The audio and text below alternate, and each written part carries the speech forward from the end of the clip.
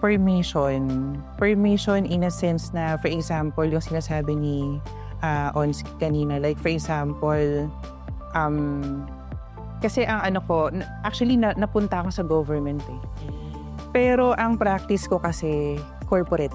So I've been in the corporate HR for more than, actually magta-third, ano na ako ngayon eh.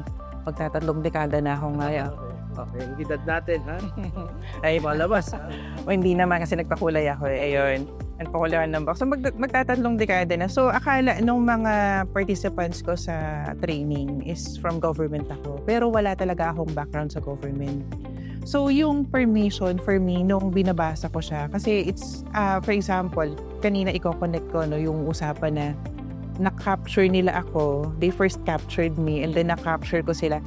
I see to it na yung conversation valuable din.